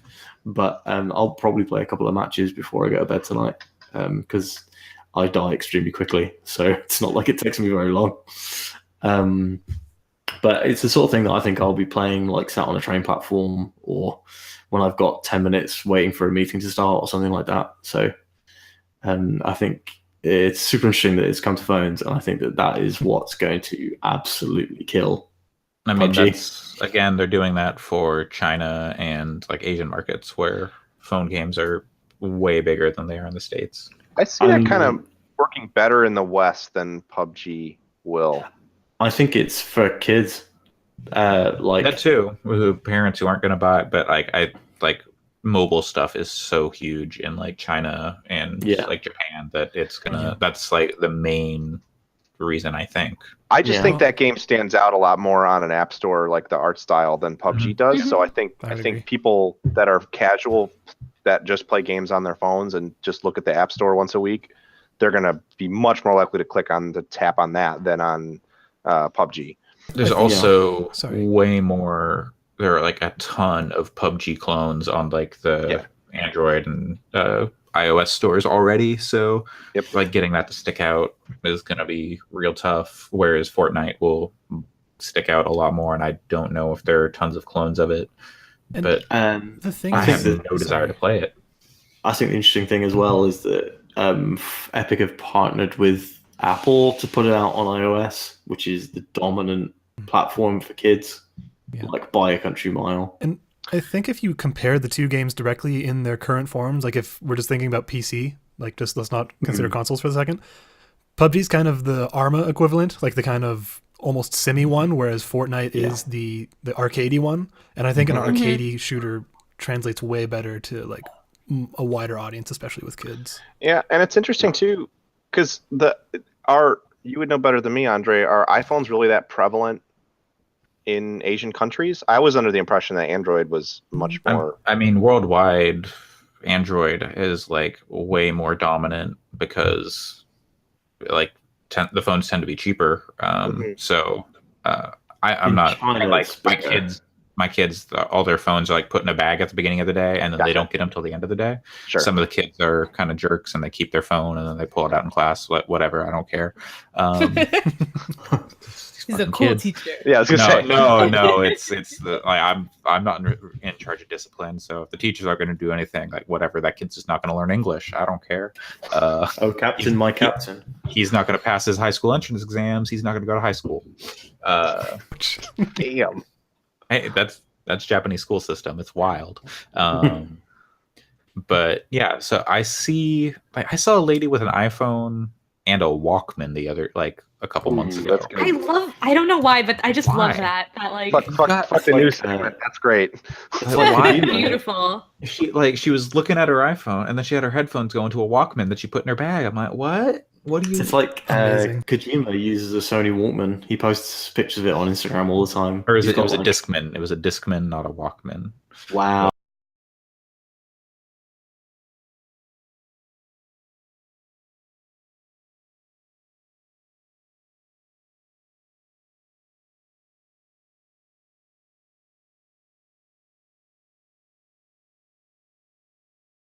I don't want to cut it down.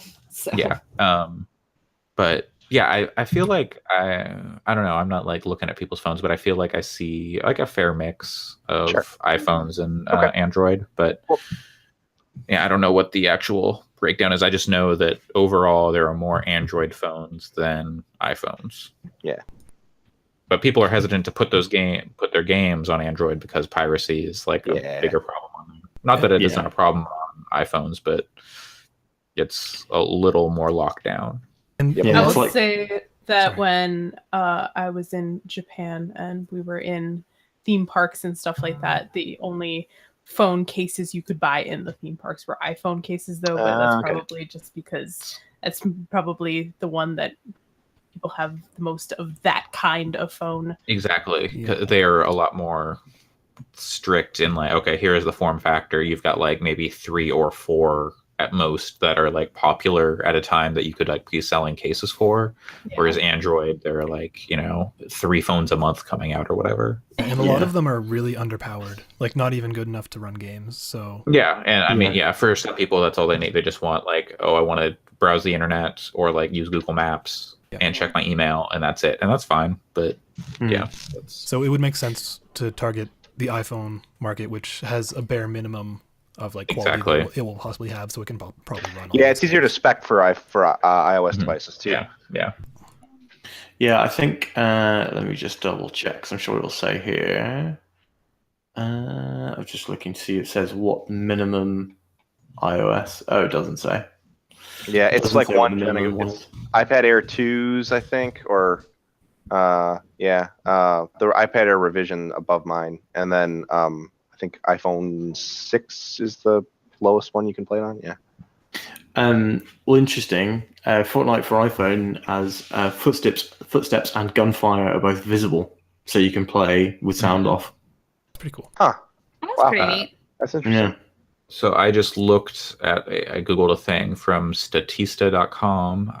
The former WWE World Champion Statista.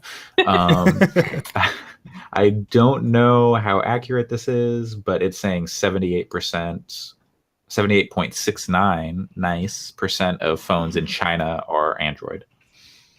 Yeah, Android is Okay. huge in China because there's Yeah. a lot of Kinda thought. Chinese-specific manufacturers. Yeah, like No, Huawei yeah. and Xiaomi and stuff like that. Yeah. Okay, so next news article, because otherwise we'll be here forever. So this one is, as I said earlier, sponsored by Alison's NSFW God. Corner. I'm going to read the headline, and then we'll just. I might read a couple of extra lines here. So the headline is: Luigi definitely has a dick, and it's 3.7 inches flaccid. So how?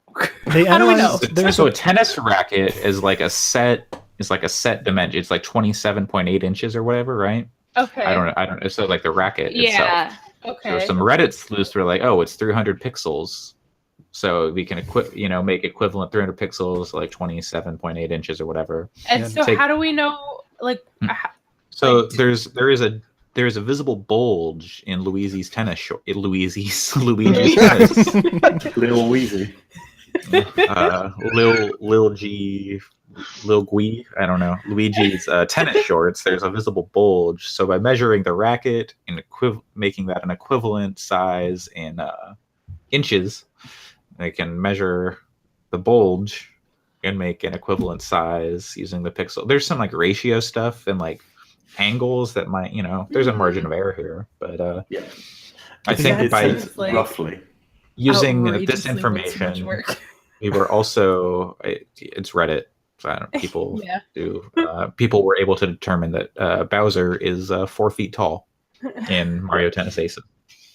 So yeah, everybody can find out what happens to Luigi's dick in Mario Tennis Aces when it arrives on June 22nd. Thank you, Allison. Oh God. Yeah. Thanks for bringing that up. Can we just not have that be my corner, please? So Mario has nipples. Luigi has a dick. What's next? I was Mario taking actually- a sip of soda and it came out through my nose a little bit. if- So. If it's anything like Wonderful Everyday, Peach will also have a dick. Yeah. But you've been able to see a Peach's address since like Smash Bros. Melee. Alex, how long have you been holding on to that joke? Because you definitely referred to it right at the beginning of the episode. Oh man, I should have. I could have held on for it longer, but it was the time. Hold on to that dick. Didn't want to hold on to her dick. No. Okay, very quickly. Mario also has a penis. That was confirmed in the 80s. There's some very interesting links in that AV Club article for everyone. Okay, so yeah, if anyone's interested in that, I'm sure you can find it on Alison's Tumblr. No. No. It's on her resume. No. Please don't make this my brand. So for the NBA draft, that's on Luigi's. It's on his thing. 5 foot vertical leap, 3.7.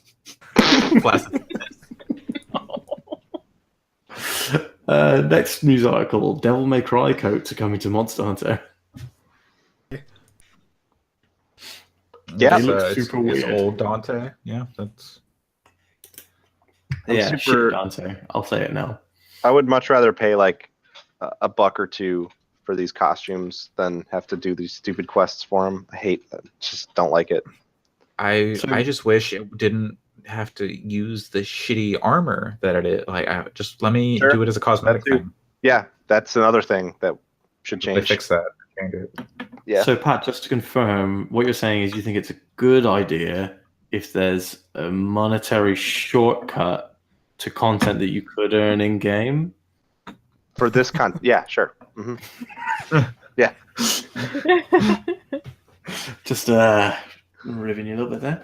Yeah. Next up, Geraldo Riviera is coming to Soul Calibur 6. now this is something that should not be behind a paywall.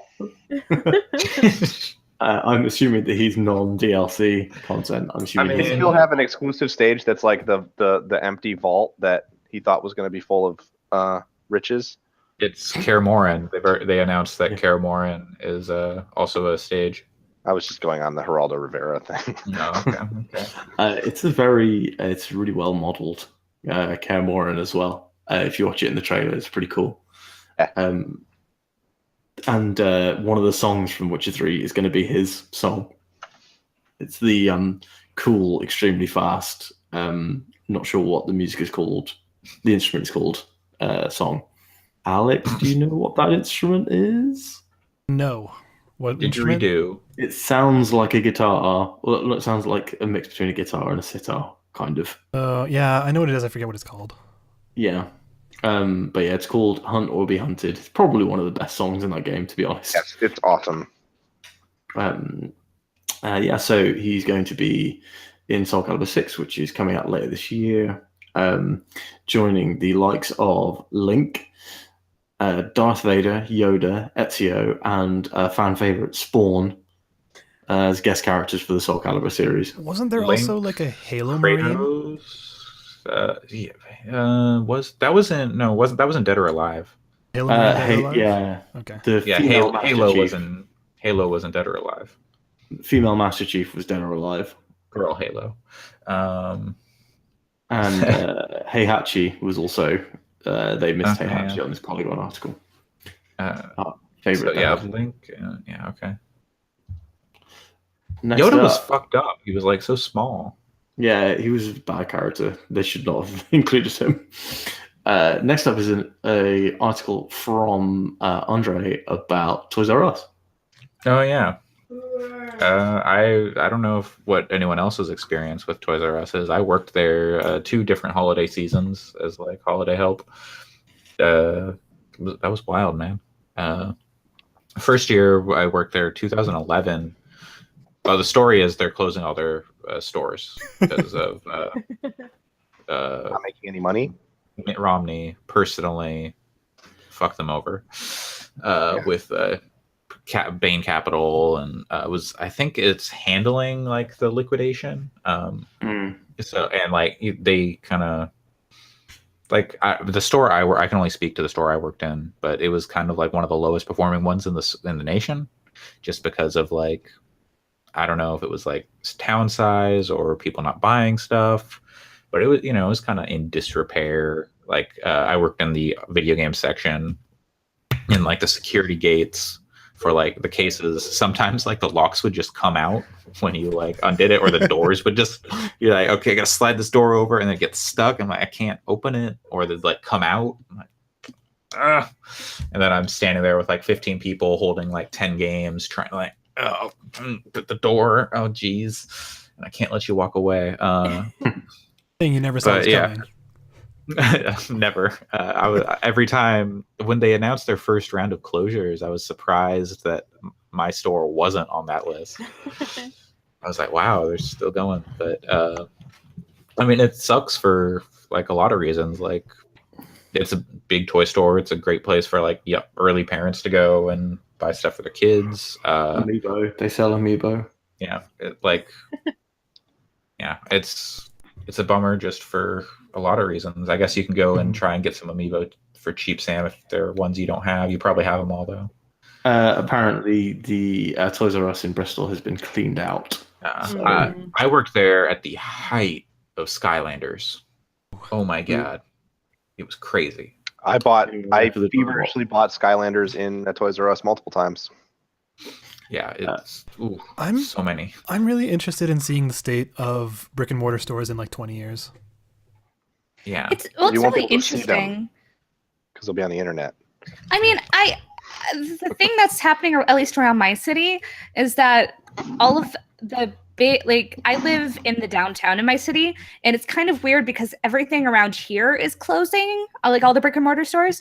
But once you get kind of further out, a lot of the more local stores seem to be really thriving. So it feels like things are kind of moving back more toward those like mom and pop stores versus large retailers. I can say that it's very similar here as well. Yeah. I'm new to this area, but it feels the same here too. I was going to say, is that because you guys can't get stuff delivered from Amazon because of the torrential snow that is it's currently snowing where I am, by the way. It's so mid-March. Something I would imagine that like part of the, like I bought a mouse this week because my mouse sucked. And I was like, oh, I should go to Best Buy.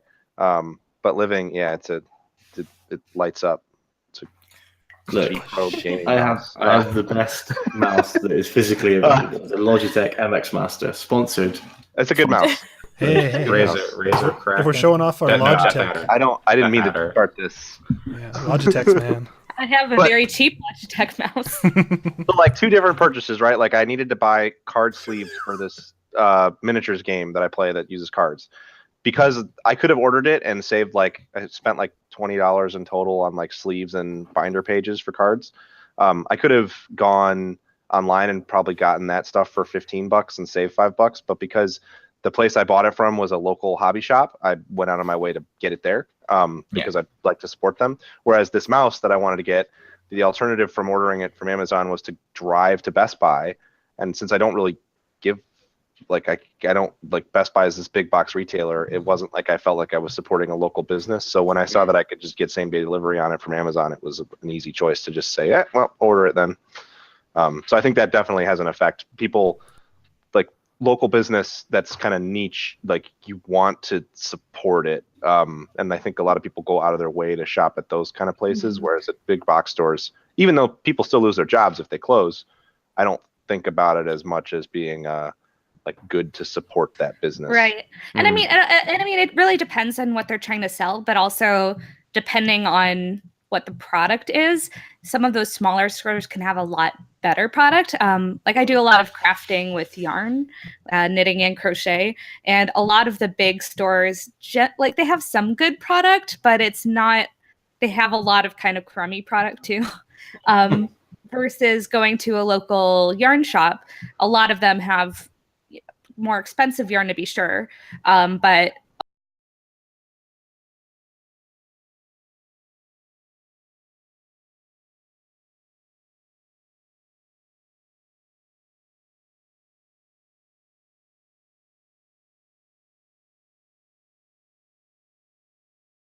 I want like also when you go to the big stores, you're getting people who just like, oh, I need a job, so I'm going to work retail, and maybe not as knowledgeable. If you go to like a smaller local store, you're going to get people who are probably more passionate about it because probably the people hiring are like, okay, we want people who really know what they're doing. yeah, like I worked at a big box store right out of college, and they did not take preferences into account when they were assigning us places. So I'd get questions, and I'd be like, I don't know, why didn't they put me in the electronics department? Yeah, luckily actually when I know worked, the stuff. luckily when I worked at Toys R Us during the interview, I was like, oh yeah, well, I mean, they asked, like, they had a pretty good interview process. They're like, oh, tell us about your favorite toy, or like make the stuff out of Lego and then sell it to us. You know, make a Oh, that's toy pretty out of cute. Lego and then do a sales pitch. Cool. So part of my thing was like, oh yeah, well, I grew up playing with like PlayStation. Like, oh okay, video games. Okay, we'll probably put you over in the video game section then. I'm like, awesome. Then you crafted Luigi's penis out of Legos. I crafted Luigi's dick out of Lego. I will say, as part of that story, they are paying their employees for 60 days of work, even if the stores they're in close That's great. before that 60 days. That's good. But they're Although also yeah. they're giving their executives all bonuses. Oh, I didn't see that Very part. large bonuses. So Yeah. So and no severance There's- packages for the employees. And There's a I saw someone tweeting out that they got laid off from work and they were looking for new jobs, and they saw that their local Toys R Us was hiring. there's a wrestler named Tommaso Ciampa on NXT who's a big heel right now, and he tweeted like I think 2 days ago, he said, my very first job was working as a stock boy at Toys R Us. I still remember my boss laughing at me when I told him I was just trying to save up enough money to pay for wrestling school. Look who's laughing now. Yeah. Sorry, wrestling school? Yeah, It's a thing. wrestling They- school. you gotta- okay? You gotta learn how to wrestle. You can't hurt people. You got to do stuff safe. Yeah. You gotta train. Okay. fair enough. I once also worked in a big box retailer, and I was put on the vacuum cleaners section, vacuum cleaners, kettles, and toasters. Didn't that make you just want to learn about vacuum cleaners, though? No, I just learned about one vacuum cleaner and sold that one to There everyone. you go. Everyone was like, "What about these?" And I'm like, "Yeah, but this one gives me slightly more commission, and it's the only one I know facts about." Fun Black Friday trivia. Not even really trivia, but the first year I worked at Toys R Us, 2011. I guess the next time would have been 2013. Black Friday 2011, we opened at like 8 p.m. or something on Thursday, Thanksgiving, and it was pretty busy all night. I had to work till like 3 a.m., 5 a.m., something like that. I lost my voice, but yeah. So like crowds were pretty steady. Like as it got to be like the middle of the night, less and less people showed up. 2013, we opened at like 6 p.m. on Thanksgiving. Like, first of all, fuck you. Second of all, like people showed up for like an hour. Fuck those people. What the fuck are you doing? It's Thanksgiving. But then it was just dead. But they had us there for 8 hours. So they're paying people to just stand around basically for this entire time, and not a great use of money, and not keeping up with like that was like, okay, yeah, no, e-commerce has really like done a number on the store at this point, but Also managerial decisions. yeah, just very clear that like retail needs to figure out a way to actually compete with big box or with e-commerce, especially for like Black Friday sales and stuff. To give people a reason to get out of their house. Yeah. A lot of people But just people don't want leave. that. Yeah, I know. Except they will on Thanksgiving. Like, what the fuck is wrong with you people? Wait, Day off. guys, Guys, did you hear that? It's the next news story. Yeah. I was gonna say. Shadow the Tomb Raider teaser. Shadow the Tomb Raider is coming out on September 14th, and there's going to be a full trailer on April 27th. I saw the Tomb Raider movie on Thursday, which we will be talking. I'm going to talk a little bit about it on Tuesday when we do our special movie episode. I don't know if everyone's going to be able to make it to that, but I'll be that's there. the idea. I'll be there. Excellent.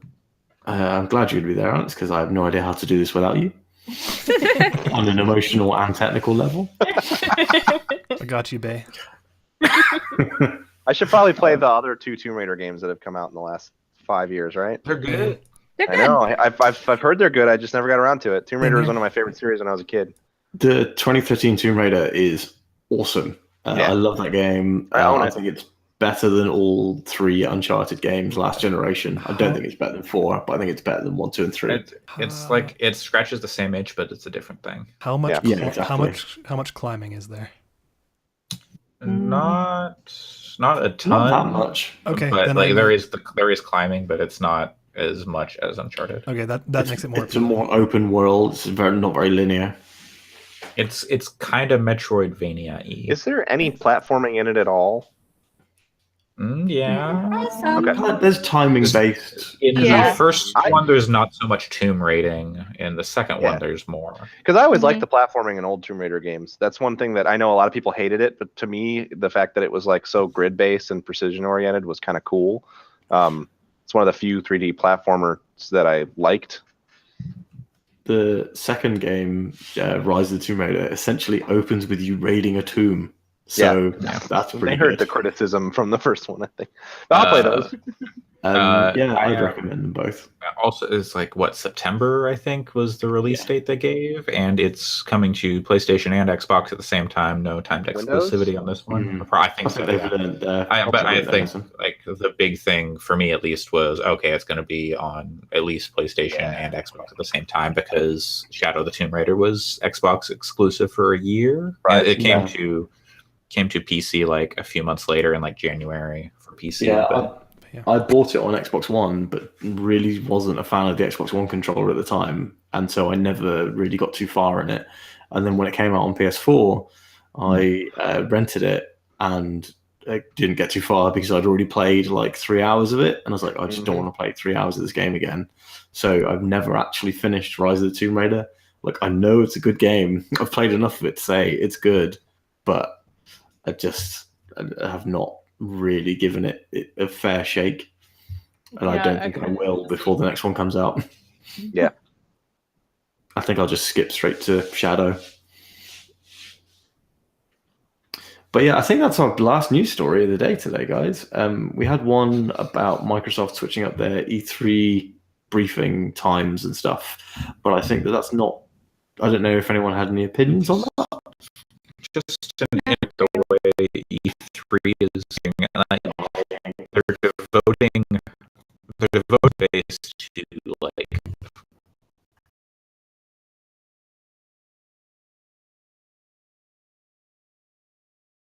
is moving to LA Live and like for the show, and then but it just seems like a pain in the ass for the journalists going. But Yeah. they're holding the press conference in the Microsoft Arena or whatever, Yeah. Microsoft Theater, so that makes sense. Yeah. It seems to me it's like, well, what's the point in going to E3? Why don't you just have your own PSX style thing? Because they have it now. They've got that Xbox event. Why don't they just have that the day before E3 starts? Something crazy like that. Makes Because sense to me.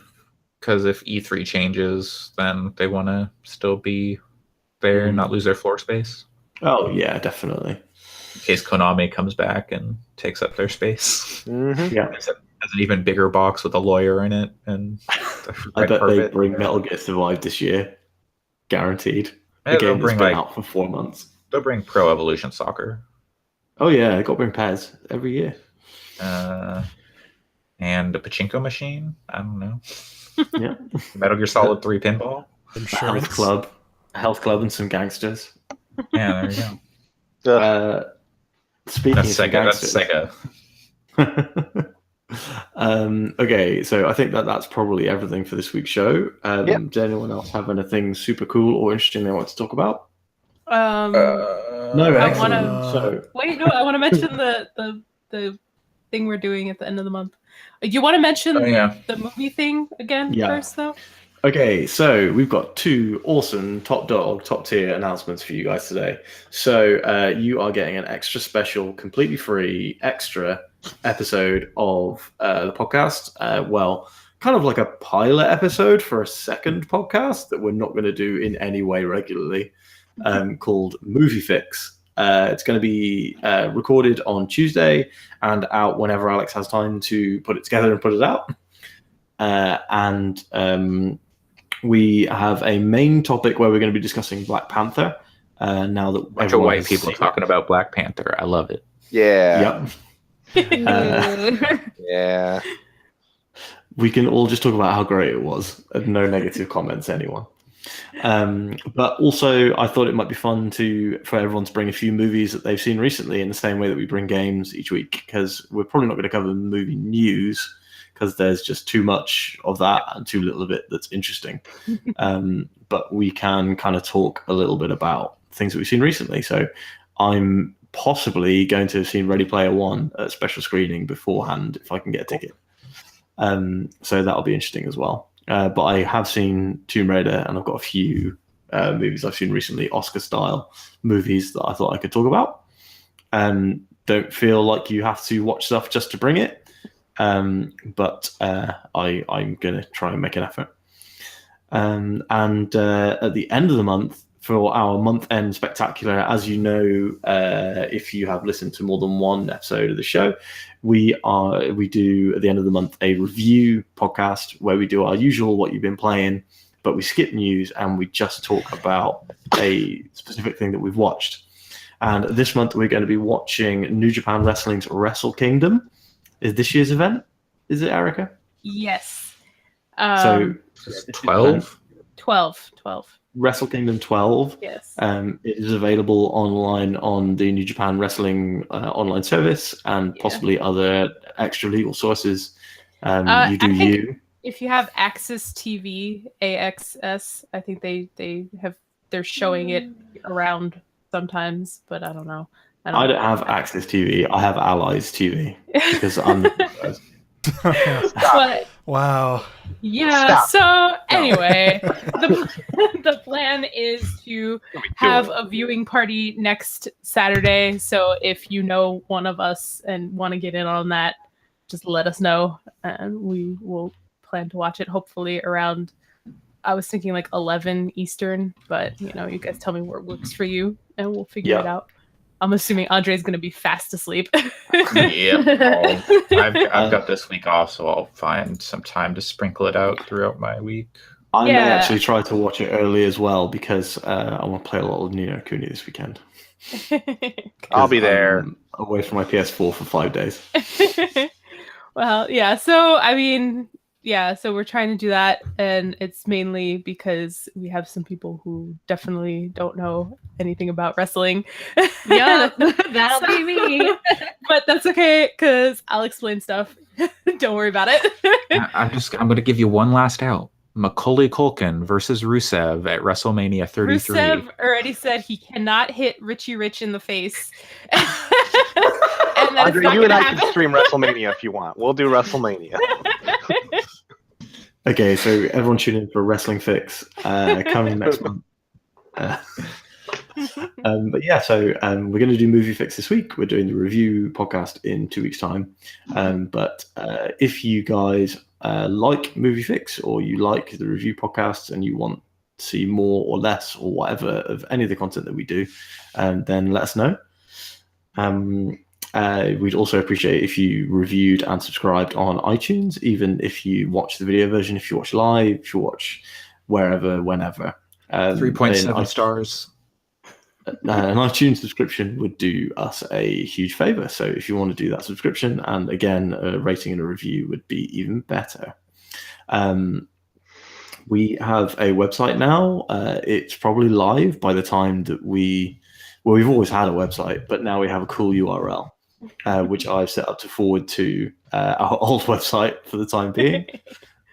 So you can find us at fix.space, and fix is spelled FYX if you didn't know 11 episodes in. You can also find all the rest of us at completely different places on the internet. You can find me on Twitter and Instagram at SGCH, and you can follow my cats from a link in my Instagram profile. I'd highly recommend it. They're good boys. Aw. Alex, where can people find you? You can't find me anywhere, but I've been reading this book. Sorry, I just wanted to say I've been reading this book that I really recommend. We're not doing book fix, Alex. I know. Since we're not Stop doing making it, book fix trying to happen. It's not going to happen. but it's so good. Let me give you this little pitch. It's basically Avatar: The Last Airbender meets Harry Potter. I like one of those things. I like one of those things. And it's pretty good. And it's way darker than both of them. Anyways, it's called Children of Blood and Bone. You should read it. All right. Find Alex at Children of Blood and Bone. If everyone here likes, if we're talking books again, real quick, if everyone likes Harry Potter, you guys should read The Magicians by Len Wiseman. It's not as good as Harry Potter. It's better, you're right. No, it's not as good as Harry Potter. That's Harry not Potter, what that- everyone was like, we smoke cigarettes and we're edgy and have sex. That's what The Magicians is like. Yeah, but Harry Potter's bad, though. Oh, how dare We you! can't go down this road. We're not doing this. I'm too old for Harry Potter. I was too old. I'm too old for The Magicians, too, okay? Alison, where can people find you online? Well, you Luigi's can check out 3.7 the inch book, dick .tumblr.com. No. If you want to read a book, The Long Way to a Small Angry Planet by Becky Chambers is very good, and it's like Mass Effect meets Firefly, and I love it. So that's my book one plug. of those things. Andre, where can people find you? At Coolslaw on Twitter, COOLSL4W, and at Coleslaw, COLESL4W on Twitch. I might try and stream Sea of Thieves. Yeah, I was going to say we should do that. Oh, Let's do yeah. that. Let's plan. Yeah, I'll Let's play do Sea of Thieves. I've got that for free as well. Use that Game Pass thing to try and Yep. stream that. That'd be fun. Yep. Because I don't know if I'll actually like it, but yeah.